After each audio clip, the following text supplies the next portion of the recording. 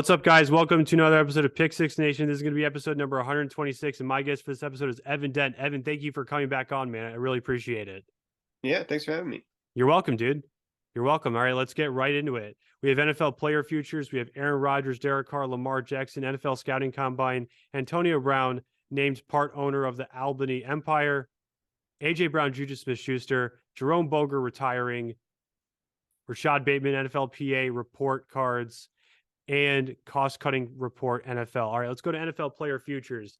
Franchise tags, Deron Payne, Tony Pollard. If they don't get a deal done with Tony Pollard by Tuesday, they're going to franchise tag him. I mean, you have Jalen Ramsey, who could possibly be a Lion. I mean, you have so much going on in free agency. You have the start of the new league year on March 15th. So I'd like to see that happen. So it'd be very interesting. Evan, what are your thoughts on all this? Yeah, I mean, I think you forgot Brandon Marshall again. I will. We're gonna get into Aaron Rodgers and Brandon Marshall. Oh, okay, sorry. Yeah, I mean, it's interesting to see everyone kind of position themselves before the league year starts and sort of deciding who to tag. The Ravens are going to have to figure it out with Lamar Jackson, and he might not even come in on the tag. So that's going to be a huge decision. And the Giants also have to decide whether they're going to tag Daniel Jones Right. tag Saquon Barkley. Exactly. With either one of those guys. So yeah, it's kind of like setting up the chessboard right now. You hear a lot of rumors about what teams might be looking at, but you kind of don't know until March 15th on the dot where sort of those things are going to go. So it's interesting to kind of put your ear to the ground and listen and try and figure out where the moves are coming. Right. That's so true. I think we got that there, Evan. Anything else you want to add on to that? No. All right, cool. Now let's go to Aaron Rodgers. I mean, he was on the Aubrey Marcus podcast, and I mean, it's not known whether he's going to retire, come back to Green Bay, or go to another team. I mean, which is very interesting to see what happens. I mean, we were hearing from Brandon Marshall that at least there's an article about this, and it's called "Teams Called Brandon Marshall Regarding Aaron Rodgers' Retirement Status." It's by Column Dell, Column Dell, and it has the I Am Athlete tweet and says, "Breaking news: at least 4 teams want in on Aaron Rodgers." How do I know that? Because they all called me this morning. Brandon Marshall, subscribe and watch the full #Paper Route Convo. And then the link to the video. So very interesting to say that. Evan, what are your thoughts? Yeah, I mean, I think the whole circus around it is pretty funny. I think he definitely invites attention and wants people kind of hanging on every move he makes. So obviously teams are going to be interested in him. I don't think he really has a reason to retire at this point, just with the money that's coming to him in his contract. So Green Bay is going to have to make the decision whether they want to lock themselves into 2 years of Aaron Rodgers or go with Jordan Love. And Right. Get a good amount from a team like Las Vegas or New Orleans, Tampa Bay. Exactly. Those are probably the 4 teams if I had to rattle them off. So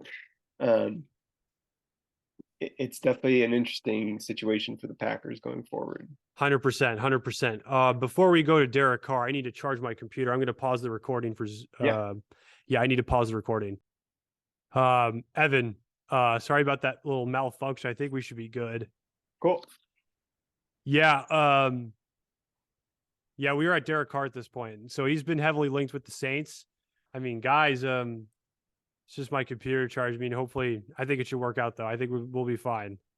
So, All right, Derek Carr, we got the Aaron Rodgers stuff. He's been heavily linked with the Saints, so I'd like to see that happen. If it does happen, I'd like to see him on the Jets too. I mean, that would help as well. What do you think? Yeah, I mean, I think the Saints probably think that they can win the NFC South with Derek Carr, and if that's worth it to them, given their cap situation, more power to them. Same thing with the Buccaneers. I Mhm. do think the Jets would probably be the best fit in terms of just overall team roster. Um, you can kind of quibble with the division and sort of whether they're going to be facing, because Derek Carr hasn't been great in cold or windy weather. So maybe a team like Tampa Bay or New Orleans would be better, but it does seem like he's going to find his way into a pretty good spot. The Colts too, I guess, would be a pretty interesting thing if they wanted to go with another veteran quarterback. Yeah, I Uh, know. I mean, if the Colts did get him, hopefully it would not be another carousel. Hopefully it's not another carousel. yeah, so I think he's going to kind of be the second domino to drop just after the Rodgers thing hits, but because both those teams, the Saints and the Jets especially, are going to be in on Rodgers. So um, we're going to see teams, I think, quickly kind of pivot once we see where Rodgers ends up. So Yeah, Derek Carr will be the lucky guy who comes after that. Yeah. yeah, absolutely, absolutely. All right, I think we got that on Derek Carr. Hopefully, ends up with the team as soon as possible. Mhm. So I think that's all we have on Carr. Now let's go to Lamar Jackson. I mean, he deserves a massive contract extension. We've been saying this forever. I mean, just do not lowball him, Baltimore. Just please do not.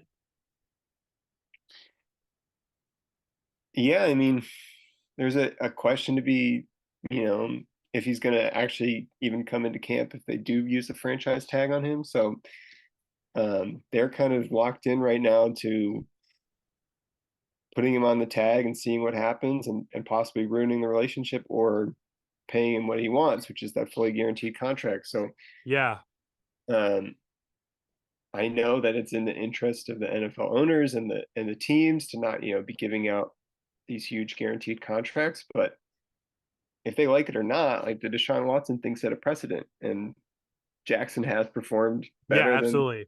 Deshaun Watson in his career, and he doesn't have the off-field issues. So, um, if the Ravens don't want Mhm. to give it to them, I think another team will because he's that good. So they're gonna, I think, gonna have to find the middle ground where they can live with that, even if it's just over Deshaun Watson's contract. I don't think he's going to accept anything less. And he has them in a good position because the tag is going to give him what $40 million next year and something like 45 the next year. I mean, you might as well just give him the money instead of antagonizing him. So Right, right, right. I mean, hopefully they pay Lamar Jackson massive amount. Hopefully that is the case. otherwise, get him to Atlanta or Detroit. That'd be a lot of fun. Right, right, right. All right, I think we got that there on Lamar Jackson. All right, now let's go to the scouting combine. We've had a really nice first 2 days, 3 days in the scouting combine. I mean, we have Anthony Richardson, who's had an unbelievable scouting combine so far. I mean, it's the QBs and wideouts today. I mean, it's been unbelievable all 3 days. I mean, Kalijah Cansey, he's had a really nice combine. Nolan Smith, I mean, he's had a really nice combine as well. I mean, unbelievable. What a 40-yard dash from him, too. So it's been really nice to see that. I mean, you've also had a ton of other names like Lucas Van Ness, Isaiah Foskey. So really, really nice combine so far. Yeah, I mean, like you let off with Anthony Richardson, I think is putting himself in that number one pick um, territory just with the way he's testing. I think he's ran something like a 4.42 officially, and some people had it hand timed under 4.4. So just the Yeah. sort of, I think it said 4.44 for Anthony Richardson's 40-yard dash. He did not run again. I know that. and he had the highest vertical ever Yep. and a crazy broad jump. So just in terms of the athletic profile, I definitely think a team could fall in love with that and move up and take him first. Or even just first among the quarterbacks. Obviously, he's not as polished as Bryce Young or CJ Stroud, but given the success of players like Josh Allen and Justin Herbert over the past couple of years Right. who have that sort of freakish athletic ability that can be molded in the NFL, And what we saw with Jalen Hurts last year, that a running quarterback can really be the backbone of a Super Bowl team. You don't need him to Jalen be like the Hurts. most polished coming into the league. You can sort of work around that and work on the running game early and then develop him as a passer. So I think the way he's performing this week is just going to continue his rocket up the draft boards. 100%. 100%. The other thing that I've kind of been seeing, just some interesting numbers from the wide receivers running. Yep. Smith and Jigma didn't run at the combine. He's waiting for his pro day just because of that hamstring. But teams need to see Right, that right. that he can, stay healthy. Jordan Addison with a kind of slow 40, which might drop him down to the lower half of the first round. And Jalen Hyatt also coming in a little slower than expected. I mean, 4.4 isn't slow, but for a guy that has really sold himself on being a really tall, really fast guy, it's a little higher than you wanted. So that's another one that I could see bumping him down a little bit into the late first round and early second. So yeah, it's been interesting to watch some of these numbers come in and the draft kind of take shape, because this is the biggest before the pro days, the biggest thing that shapes the boards for most teams. So. Yeah, and also Adetomiwa Adebawore. I mean, he's having a really nice combine as well. Him out of Northwestern, he's having a really nice combine. Isaiah Land is having a really nice combine as well. So, I mean, what a day he had too. So Yeah, I mean, these guys are more prepped than ever. So yep, Isaiah Land out of Florida A&M, unbelievable, man. That's awesome.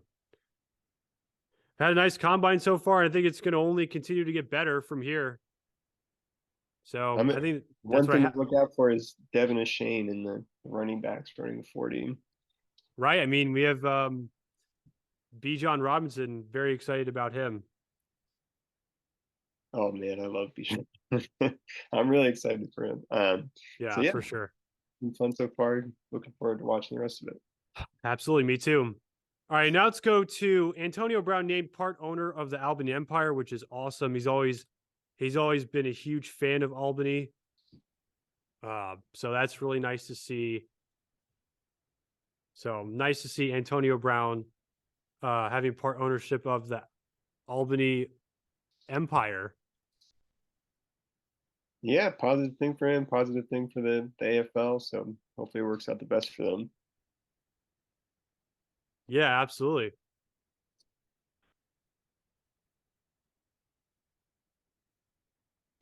So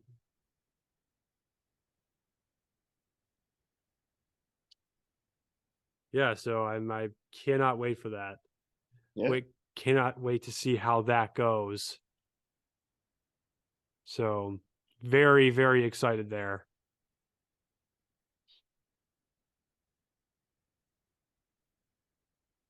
He also and his dad also played for the Albany Firebirds.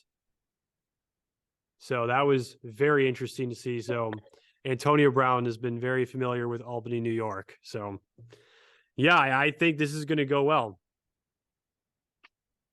Absolutely. I think we got it there. Got that there. All right, now let's go to AJ Brown, Juju Smith-Schuster. This was very interesting to see. I mean, they had been going at it really since the Super Bowl. So, I mean, this has definitely just been growing and growing. What do you think? Yeah, I mean, I'm sure AJ Brown's frustrated with how the game went. So Yeah.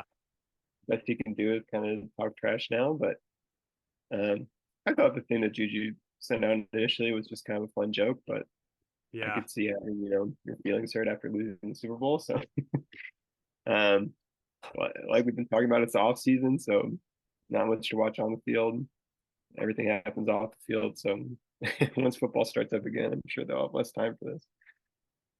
Yeah. I mean, AJ Brown comes after Juju Smith Schuster after the TikTok skit. I mean, I think, I mean,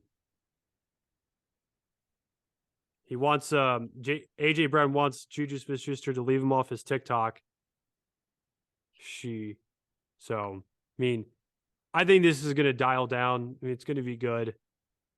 So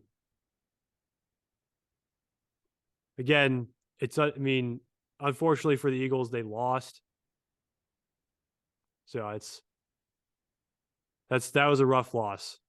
It was rough, but the Eagles will be back. They'll be back. Yeah.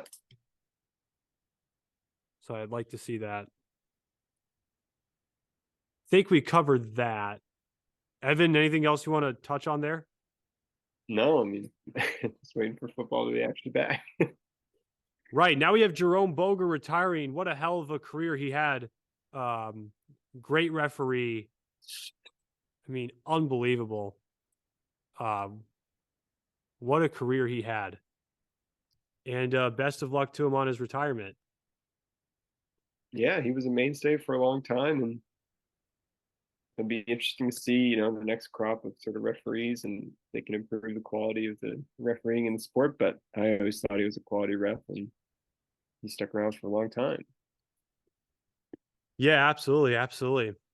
So, I mean, yeah, he definitely did stick around for a long time. He definitely was phenomenal. So, I think it was after 19 seasons.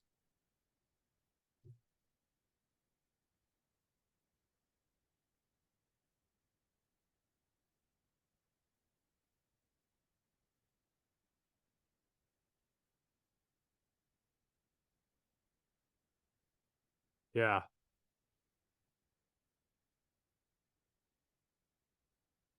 So, yeah, again, hopefully his retirement goes very well. Absolutely. All right, I think we got that there. Now let's go to Rashod Bateman. He came out against Eric DaCosta. What are your thoughts on that? I mean, I understand why he did, and then he deleted his tweet. So, I mean, there's a lot of chaos going on in the Ravens organization right now, and we're going to get to the strength coaching in a bit with the NFLPA report card. But I understand Rashod Bateman's criticism. Yeah, I mean, I'm sure it doesn't feel good to hear your GM say that. Bateman is a really talented player, and he's played well when he's been healthy. So you want to strike the balance in talking about where your organization can improve, but it's probably not a great idea to antagonize your players like that. So absolutely.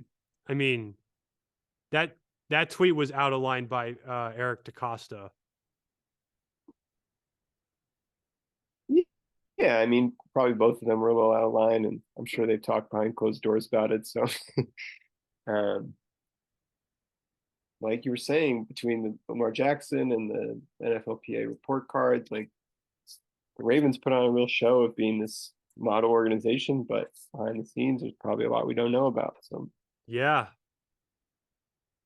I mean, yeah, there's a lot. It's just rough. I mean, I will get into the injuries. We'll get into that after.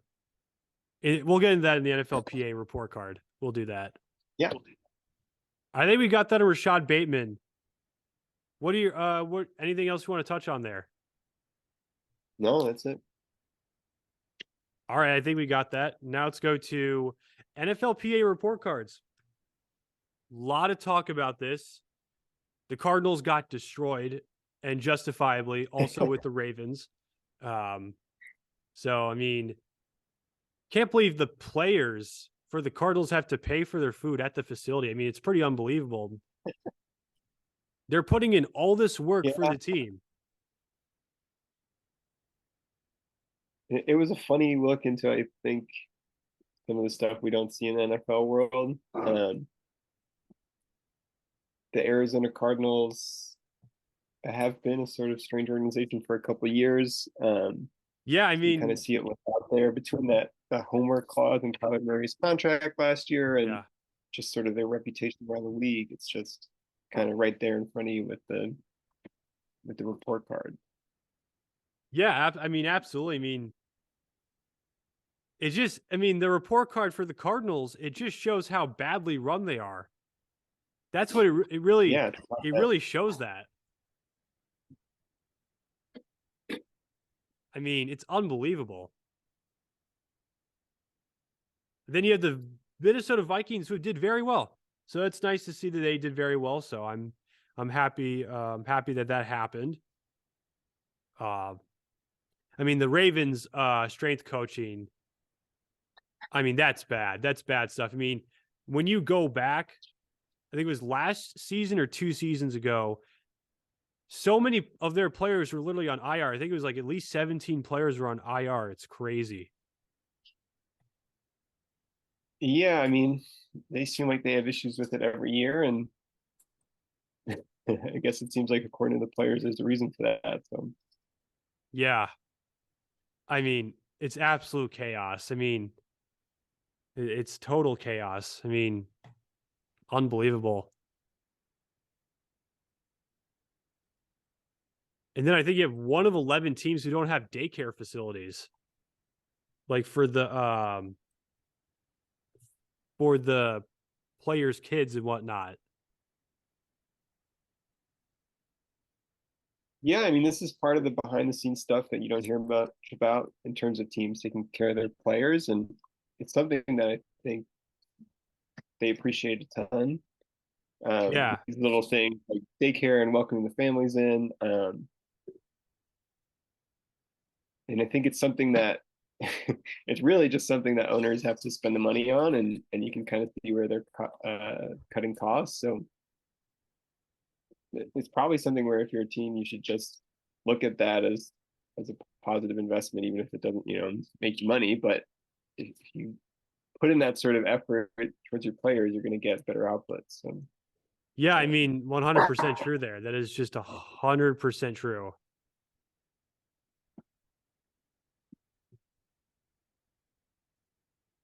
but yeah, I hope they keep doing it every year. I hope kind of get to see the kind of effects it has when this information becomes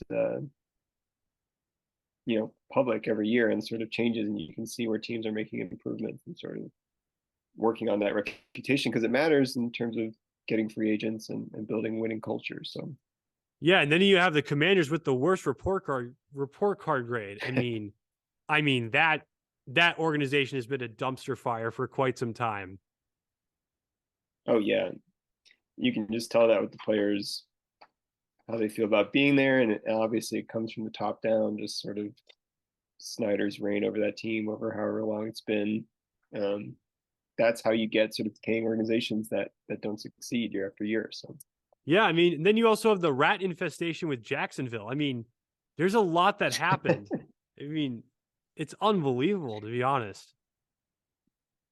yeah, it's wild to think about these billion-dollar industries that can't solve these very simple things. So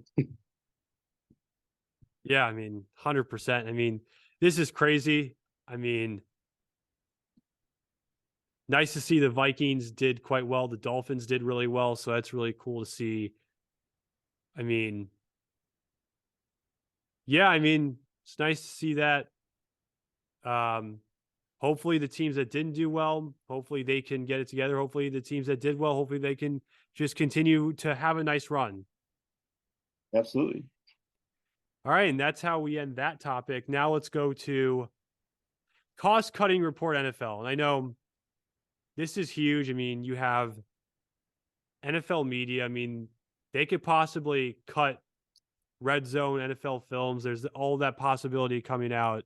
Evan, what are your thoughts on this?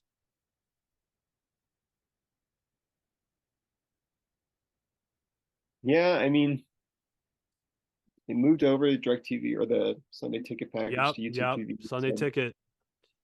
they're probably hoping that that sort of red zone package is the one that they can sell, and then they don't have to produce their own. Um, Yeah. I thought that they would have sort of more success, I guess, with the NFL Network and it being a moneymaker for them, because they do run content on there 24 hours a day, and I'm sure people watch it. But if they're looking at cutting costs, I'm sure that's the first thing that's on the block for them. So maybe a quality over quantity sort of thing that they're going to focus on, and I guess we'll see how it goes going forward. Yeah, I mean, we're going to see how it goes going forward. I mean, hopefully they can keep it. I mean, hopefully they can keep these stuff. I mean,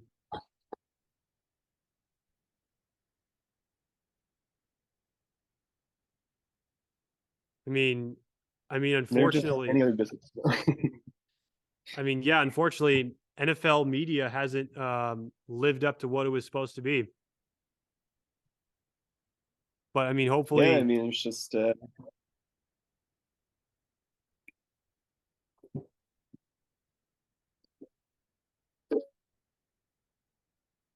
they make the money selling the games, but maybe the stuff around it is kind of bloated. So you hope they can make the best of it and keep sort of those good shows going. absolutely, man, I couldn't agree with you more. So, yeah. All right. Anything else you want to touch on there? No? All right. I think we got that there. Guys, hopefully you enjoyed listening to this episode. Take care, guys. Have a good one. Evan, you're welcome anytime. Thanks for having me. You're welcome. You're welcome. It's a pleasure having you on. Welcome anytime. All right. Take care, man. Have a good one, dude. You too. All right. Thank you, man. Bye. Thanks. Welcome.